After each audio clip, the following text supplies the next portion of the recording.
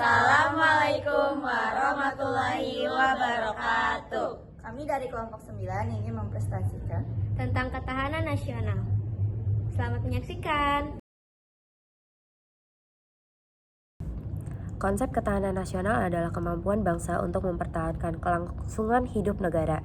Ketahanan nasional memiliki urgensi untuk melindungi kedaulatan negara, menjaga keutuhan wilayah, dan keamanan masyarakat. Yang pertama, ada konsep ketahanan nasional.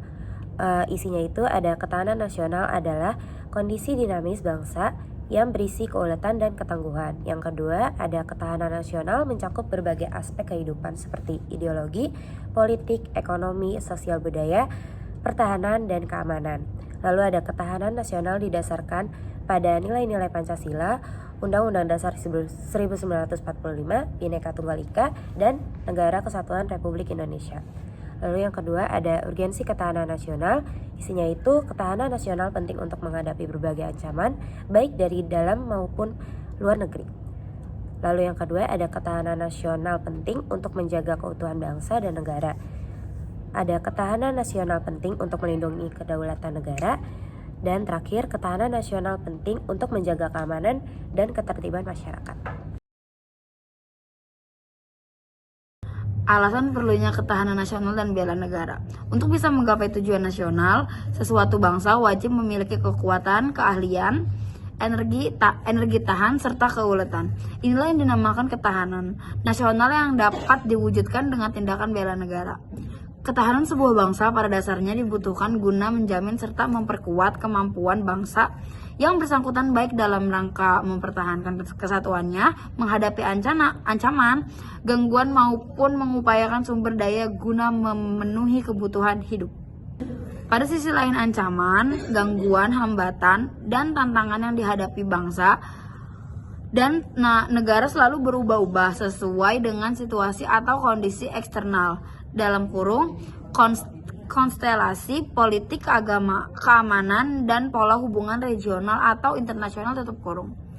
Internal tanda kurung konstelasi politik dan keamanan dalam negeri tutup kurung.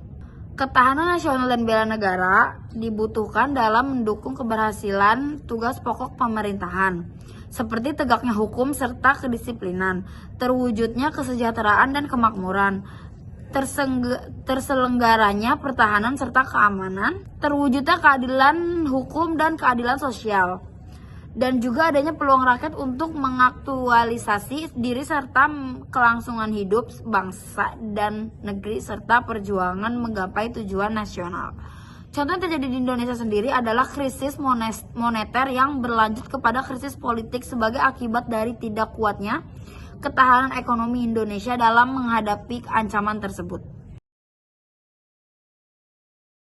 Menggali sumber historis, sosiologis, dan politik tentang ketahanan nasional. Sumber historis. Secara historis, gagasan tentang ketahanan nasional bermula pada tahun 1960-an di kalangan militer Angkatan Darat di SSKAD yang sekarang bernama Seskoad. Masa itu sedang meluasnya pengaruh komunisme yang berasal dari Uni Soviet dan Cina. Pengaruh komunisme menjalar sampai kawasan Indochina sehingga satu persatu kawasan Indochina menjadi negara komunis seperti Laos, Vietnam, dan juga Kamboja. Tahun 1960-an terjadi gerakan komunis di Filipina, Malaysia, Singapura, dan Thailand. Bahkan gerakan komunis Indonesia mengadakan pemberontakan pada 30 September 1965, namun akhirnya dapat diatasi. Sumber sosiologis. Ketahanan nasional bermula dari ancaman setelah Perang Dingin terhadap budaya dan kebangsaan.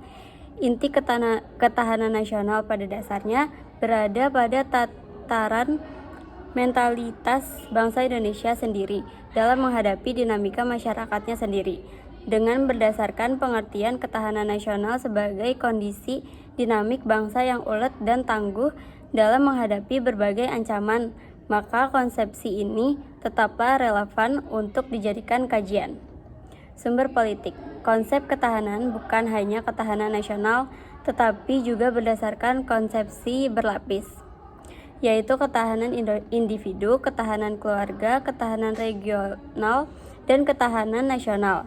Ketahanan nasional yang tinggi dan rendah sangat dipengaruhi oleh unsur-unsur ketahanan nasional itu sendiri. Saat ini, Lembaga Ketahanan Nasional Indonesia telah membentuk badan khusus yang bertanggung jawab untuk mengukur tingkat ketahanan Indonesia. Fasilitas ini dikenal sebagai Laboratorium Pengukur Ketahanan Nasional dan merupakan bagian dari Lembaga Ketahanan Nasional RI. Dinamika dan tantangan konstitusi dapat mengancam ketahanan nasional karena dapat mengganggu kehidupan berbangsa dan bernegara. Membangun argumen tentang dinamika dan tantangan konstitusi dalam kehidupan berbangsa negara Indonesia, menengok perjalanan sejarah Indonesia merdeka. Ternyata telah terjadi dinamika ketatanegaraan seiring berubahnya konstitusi atau undang-undang dasar yang berlaku. Setelah ditetapkan 1 hari setelah proklamasi kemerdekaan UUD NRI 1945 mulai berlaku sebagai hukum dasar yang mengatur kehidupan ketatanegaraan Indonesia dengan segala keterbatasannya. Saya mendeskripsikan esensi dan urgensi ketahanan nasional dan bela negara. Yang pertama ada esensi dan urgensi ketahanan nasional. Sudah ditemukan sebelumnya terdapat 3 cara pandang dalam melihat ketahanan nasional. Ketiganya menghasilkan 3 wajah ketahanan nasional, yaitu ketahanan nasional sebagai konsepsi, ketahanan nasional sebagai atau doktrin. Hal ini menjadikan ketahanan nasional sebagai kompetensi khas bangsa Indonesia. Dan terdapat ada Pancagatra 5, yaitu pertama ada Gatra letak dan kedudukan geografi, kemudian ada Gatra keadaan dan kekayaan alam, dan yang ketiga ada Gatra keadaan dan kemampuan penduduk. Kemudian ada 5 aspek kehidupan sosial Pancagatra, yaitu pertama ada Gatra ideologi, kedua Gatra politik, ketiga ada Gatra ekonomi, dan keempat ada Gatra sosial budaya atau disebut sosbud. Kemudian yang kelima ada Gatra pertahanan dan keamanan. Asal kata konstitusi dalam bahasa Prancis constitutionnaire yang berarti membentuk atau pembentukan. Yang dimaksud dengan membentuk di sini adalah membentuk suatu negara. Oleh karena itu, konstitusi berarti menjadi dasar pembentukan suatu negara. Beberapa tantangan konstitusi dalam ketahanan nasional yang sering muncul di Indonesia antara lain, yang pertama interferensi politik terhadap proses peradilan.